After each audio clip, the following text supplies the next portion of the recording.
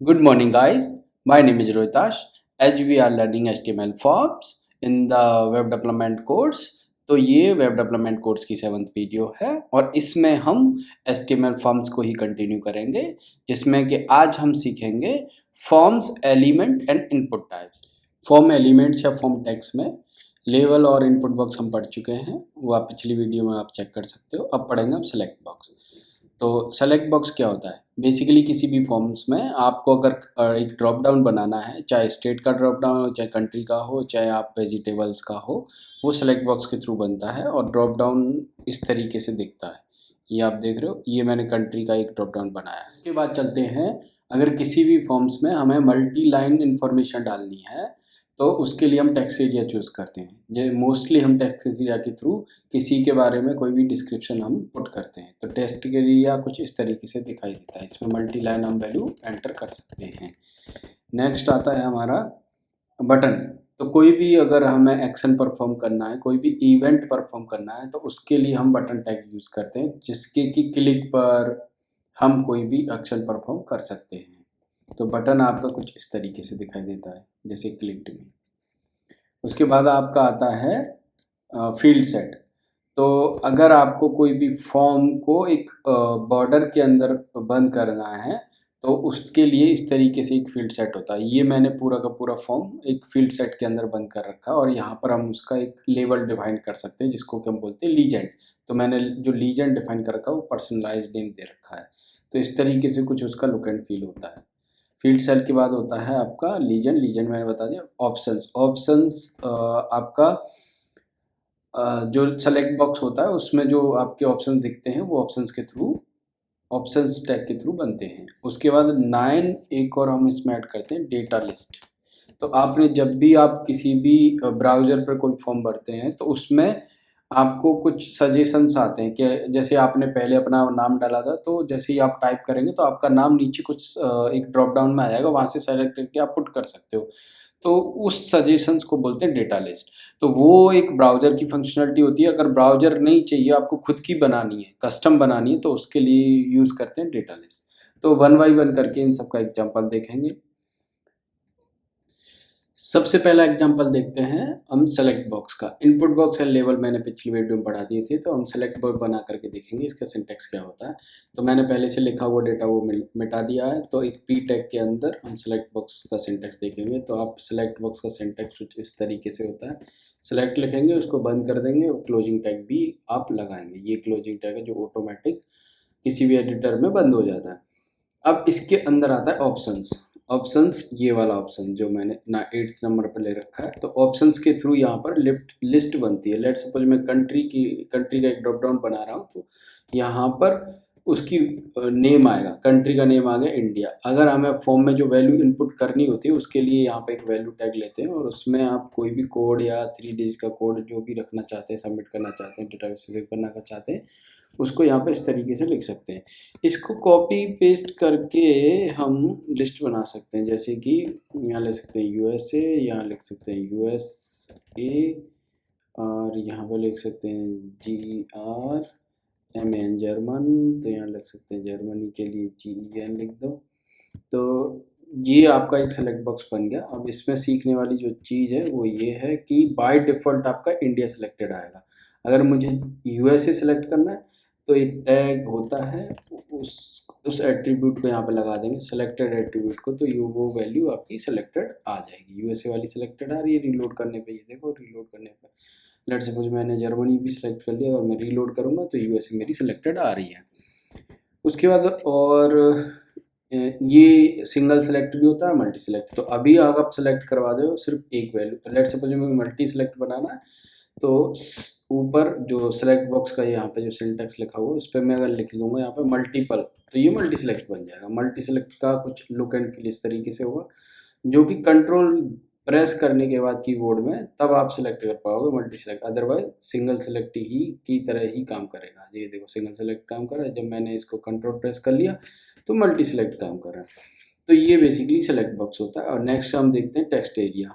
तो text area का जैसा मैंने बताया कि अगर आपको मल्टी लाइन इन्फॉर्मेशन किसी की इनपुट करनी है तो उसके लिए हम टेक्स्ट एरिया चूज़ करते हैं फॉर्म में। तो मैं एक पी टैग ले लेता हूँ, पी टैग में यहाँ पर एक लेबल ले लेता हूँ। सबसे पहले लेबल को बंद कर देते हैं। बंद करने के बाद में यहाँ पे लेंगे हम tell me SOME something about your self.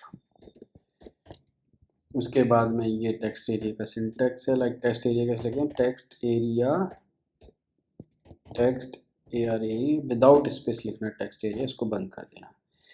तो टेक्स्ट एरिया के अंदर जो वैल्यू आएगी वो यहाँ पे लिखते हैं, here we need to write about your self. ठीक है, ये बेसिकली वैल्यू है। और टेक्स्ट एरिया बेसिकली जब मैं इसको सेव करूँगा, सेव करके रीलोड करूँगा तो आपको टेक्स्ट एरिया जो डिफ़ॉल्ट होगा वो दिखाई देगा।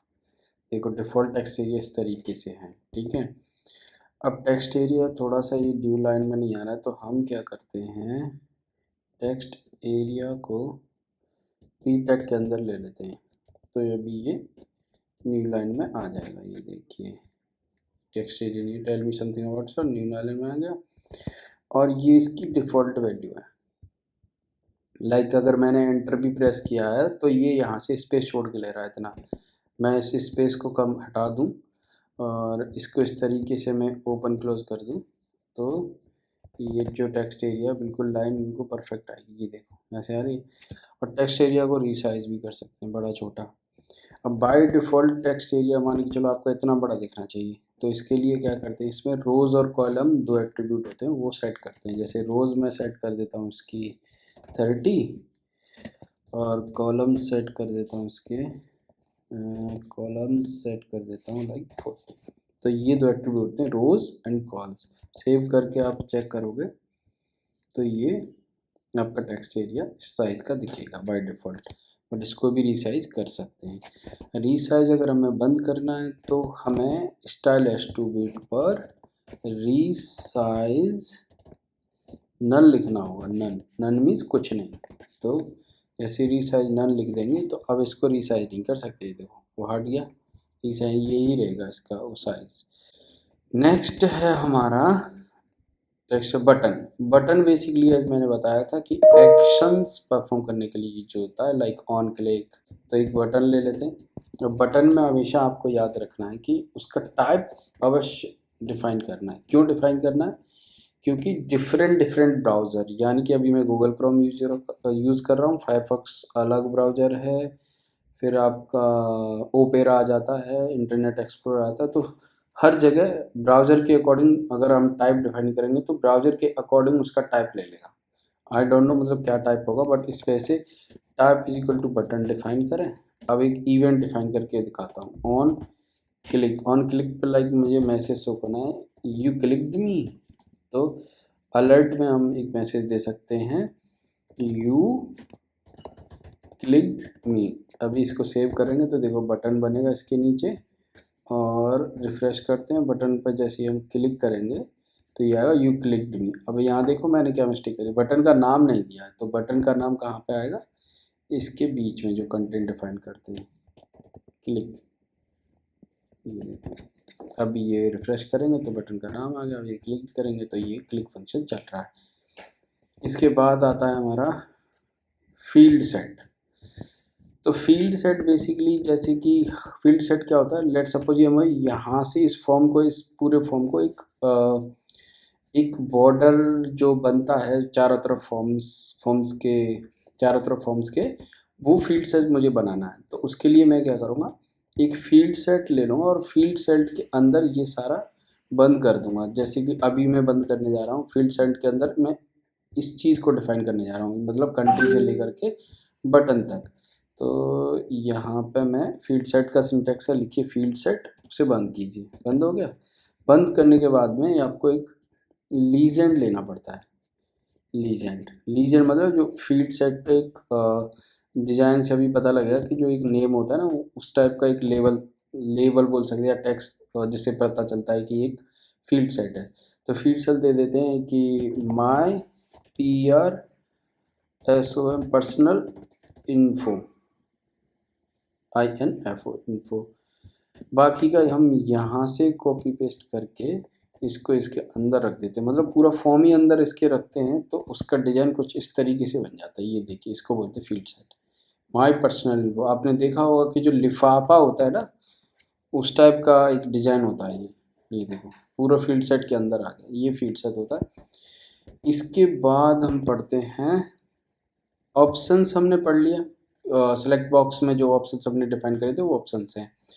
एक डेटा लिस्ट पढ़ते हैं। डेटा लिस्ट के लिए मैंने बहुत अच्छा एग्जांपल खोल रखा है। डेटा लिस्ट क्या होता है, बेसिकली जब भी आप कोई ईमेल या पासवर्ड डाल करके किसी भी इनपुट बॉक्स में या किसी भी वेबसाइट पर आप ईमेल या पासवर्ड डाल करके जैसे ही लॉगिन करते हैं तो उसकी इन्फॉर्मेशन ब्राउज़र में सेव हो जाती है, प्री फिल्ड हो जाती है। क्योंकि जब भी आप उसमें पहला बार टाइप करेंगे तो वो इस तरीके से ऑटो कंप्लीट सजेशंस में आ जाता है। तो ये बेसिकली एक तरीके से डेटा लिस्ट होता है। अब ये तो ब्राउज़र के, हर ब्राउज़र की अपनी अपनी फंक्शनलिटी होती है, उसके अकॉर्डिंग आ रहा है। बट आपको कस्टम खुद का बनाना है। यहाँ rotas.tng की जगह मुझे यहाँ पे दिखाना है लाइक एप्पल एप्पल बनाना या फिर ऑरेंज, तो उसकी डेटा लिस्ट कैसे बनाएंगे तो वो देखते हैं। तो वो बनता है डेटा लिस्ट के थ्रू। उसमें दो चीज़ याद रखनी है, जैसे मुझे किस फील्ड पे बनाना है ये देखना है। लेट सपोज मैं बना रहा हूँ फर्स्ट नेम पे बना रहा हूँ, ठीक है। यहाँ पे मैं इनपुट बॉक्स ले लेता हूँ, type is equal to text and then इसको बंद कर देते हैं। अब डेटा लिस्ट का सिंटैक्स होता है डेटा लाइक डेटा लिस्ट, इसको डेटा लिस्ट को बंद कर देते हैं। अब इसमें आता है नेक्स्ट सिंटैक्स ऑप्शन और फिर आता है value is equal to like Rohit, अपना नाम ले लेता हूँ और यहाँ पे ऑप्शन बंद नहीं होता है, सिर्फ ऑप्शन ही आता है। अब इसको कॉपी करके 2-3 और बना लेता हूँ, रोहित, मनोज, लाइक ये भी यहाँ से हटाना पड़ेगा और ये कर लेते हैं। अब यहाँ पे चेंज कर लेते हैं रोहित, रवि और मनोज। ये डेटा लिस्ट हमारी हो गई और इसको फॉर्मेट कर देते हैं डॉक्यूमेंट को। अब डेटा लिस्ट ये बंद तो गई है, बट अभी इस इनपुट बॉक्स पे जैसे ही आप फोकस करोगे तो शो नहीं होगी। ये मैं आपको एग्जांपल के लिए दिखाता हूँ। यहाँ मैंने रीलोड करा, इनपुट बॉक्स बन गया। तो यहाँ पे थोड़ा सा प्लेस होल्डर भी दे लेते हैं, प्लेस होल्डर नेम, ठीक है। रीलोड करा, नेम आ गया। तो इस पर क्लिक करने पे अभी डेटा लिस्ट ये जो है ऑटो सजेशन में नहीं बन रहे।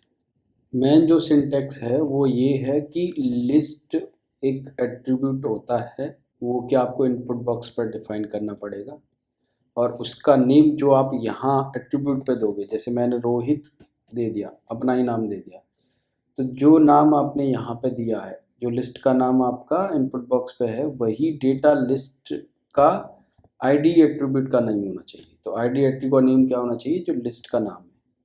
ये मैंने यहाँ कॉपी पेस्ट कर दिया और सेव कर दिया। सेव करने के बाद में अगर आप चेक करोगे तो अभी आपका ऑटो सजेशंस आने लगेंगे। ये देखिए, जो प्री फिल्ड वैल्यू आ रही है उनमें से आप कोई भी वैल्यू सेलेक्ट कर सकते हो, ठीक है। अब इसके साथ में हम लाइक नेक्स्ट टैग और सीखते हैं। जो सबसे ज़्यादा इम्पोर्टेंट है वो है आपका फॉर्म एट्रीब्यूट। ये टैग नहीं, बेसिकली एट्रीब्यूट है। तो उसका सिंटैक्स देखते हैं और प्रॉब्लम समझते हैं। लेट सपोज ये मेरा फॉर्म टैग है जो कि ओपनिंग 8 लाइन नंबर 8 पे ओपन है, क्लोज के लिए लाइन नंबर 37 पे देख सकते हो आप, लाइन नंबर 37 पे क्लोज है। अब लेट सपोज बाय मिस्टेक या ऐसी आपकी डिज़ाइन है, जिस डिज़ाइन के अकॉर्डिंग आप अपनी HTML बना रहे हो, उसमें एक इनपुट टैग जो है बाहर है, उसको उस फॉर्म का पार्ट बनाना है। तो उस फॉर्म का पार्ट कैसे बनाएंगे, पहले मैं एक इनपुट बॉक्स बना लेता हूँ। लेट सपोज इनपुट बॉक्स है ये, type is equal to text और नेम ले लेते हैं इसका लाइक जी अंडर, जेंडर ले लेते हैं और प्लेस होल्डर ले लेते हैं इसका प्लीज एंटर GENDER, जेंडर, ठीक है। अब ये इनपुट बॉक्स जो है फॉर्म से बाहर है, तो ये फॉर्म के अंदर नहीं दिखाई देगा। अगर मैं पेज को रीलोड करूँगा तो ये फॉर्म से बाहर है, ये देखो, ये सबमिट बॉक्स के बाहर है। जब आप फॉर्म की वैल्यू सबमिट बटन पर क्लिक करके सबमिट करेंगे तो इसकी वैल्यू सबमिट नहीं होगी, क्योंकि ये फॉर्म टैग से बाहर है। अगर मैं इंस्पेक्ट एलिमेंट करके देखो, इंस्पेक्ट किया मैंने और मैं HTML को दिखाऊं तो ये फॉर्म बाहर है, तो इसकी वैल्यू इनपुट नहीं होगी। तो उसके लिए एक एट्रीब्यूट आता है, वो उसको बोलते हैं फॉर्म एट्रीब्यूट। तो लेट सपोज वो फॉर्म एट्रीब्यूट कैसे डिफाइन होता है, जैसे हमने इस HTML फॉर्म को आईडी दी like my sign up form है ये, तो मैंने इसको आईडी दे दी साइन अप। तो ये जो आईडी का नाम है वो इनपुट बॉक्स के फॉर्म एट्रीब्यूट का नाम सेव होना चाहिए। तो फॉर्म एट्रीब्यूट का भी नाम मैं क्या दूंगा, साइन अप। तो इसका नाम क्या है, साइन अप। तो ये भी सेम होना चाहिए, तब ये फॉर्म एट्रीब्यूट इसमें इस फॉर्म्स में इंक्लूड होगा। मतलब अब जब इसकी वैल्यू आप सबमिट करोगे तो इसकी भी वैल्यू इसी फॉर्म में जाएगी, जो कि अभी हम सीख नहीं सकते। जब हम सर्वर सीखेंगे तब हम वो सीख सकते हैं। अब इसके बाद जो एक और मेन इम्पोर्टेंट जो टैग है वो है फाइल। लाइक अगर आपने देखा होगा किसी भी फॉर्म्स में या आपकी प्रोफाइल पर आपको फाइल अपलोड करनी होती है, तो उसके लिए input type equal to file लेना पड़ता है। तो उसका सिंटैक्स देखते हैं कि वो कैसे लेते हैं। लेट सपोज मैं यहाँ पे बनाता हूँ, तो यहाँ सबसे पहले मैं एक पी टैग ले लेता हूँ। पी टैग के अंदर एक लेबल ले लेता हूँ और लेबल में मैं लिख लेता हूँ प्लीज़ अपलोड योर इमेज। और फिर ये न्यू लाइन में आएगा, न्यू लाइन की वजह से एक और पी टैग लेता हूँ उसको, वो भी न्यू लाइन में आएगा। तो यहाँ पे मैं इनपुट बॉक्स ले लेता हूँ, input type is equal to file, और यहाँ पे दे देता प्लेस होल्डर, लाइक दे देता हूँ प्लेस होल्डर प्रोफाइल पिक। ठीक है, इसको बंद कर देता हूँ। सेव करने के बाद आप देखोगे तो जो आपकी प्रोफाइल पिक्चर अपलोड करने के लिए जो साइन आता है वो इस तरीके दिखा है, choose file, no file chosen, please upload your image. और जैसे ही आप होवर करोगे तो इस पर क्या आ रहा है, नो फाइल इज चूजन। तो यहाँ से आप जब फाइल अपलोड करोगे तो यहाँ से कोई भी फाइल आप अपलोड कर सकते हो। देखो सारी फाइल्स दिख रही हैं। लेट सपोज मुझे सिर्फ इमेजेस लाइक .jpg फाइल्स को अपलोड कराना है, बाकी की और फाइल्स मेरी दिखनी नहीं चाहिए। तो उसके लिए एक एट्रीब्यूट होता है, फाइल टाइप पर हम देंगे accept is equal to .jpeg syntax ये था।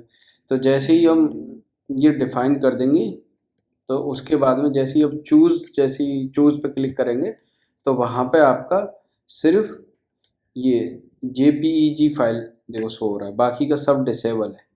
ठीक है, लेकिन विंडोज़ में ये बेसिकली शो ही नहीं होता है, मतलब बाकी की जो फाइल्स है वो शो ही नहीं होंगी आपकी। लेकिन ये मैक है तो मैक में ये बाकी की फाइल जो डिसेबल टाइप से शो हो रही हैं। लाइक मैं यहाँ पे फिर कॉमा करके PNG भी करना चाहता हूँ, तो PNG भी फाइल ही, सिर्फ PNG और JPG फाइल ही चूज़ में दिखेंगी। तो ये सीखना बहुत ज़रूरी है। तो मैंने चूज़ पे क्लिक करा तो देखो मेरी PNG दिख रही है, JPG दिख रही है। MP4 देखो मैं क्लिक कर रहा हूँ लेकिन क्लिक ही नहीं हो रहा, क्योंकि यहाँ पे डिसेबल तरीके से वो शो हो रहा है। तो मैं इस तरीके से चूज़ कर सकता हूँ, तो मेरी फाइल आ जाएगी ramram.png। इसके बाद जब आप इमेज अगर किसी फॉर्म में इमेज अपलोड कर रहे हो तो उसके लिए दो चीज़ें इंपॉर्टेंट है। एक तो आपने इमेज टैग ले लिया, और मतलब सॉरी इमेज टैग नहीं, इनपुट टैग लिया और उसका टाइप फाइल रखा। अब उस फाइल को आपको अपलोड करना है। अपलोड करने के लिए आप फॉर्म में सबमिट करोगे, जो ये फॉर्म है तो उस फॉर्म को सबमिट बटन के थ्रू सबमिट करोगे। लेकिन वो फाइल आपकी तब तक अपलोड नहीं होगी जब तक कि आपके फॉर्म का type NC type multi part slash form data नहीं है, multi part slash form data. अगर ये आपका टाइप नहीं है तो आप अपनी फाइल को अपलोड नहीं कर सकते हैं। तो ये दो चीज़ आपको सीखनी थी। तो इसी के साथ में फॉर्म्स का जो ऑलमोस्ट हमने सारे HTML टैग्स कवर कर लिए हैं। इसी के साथ में ये वीडियो हम एंड करते हैं। So thank you very much. Please like and subscribe the video.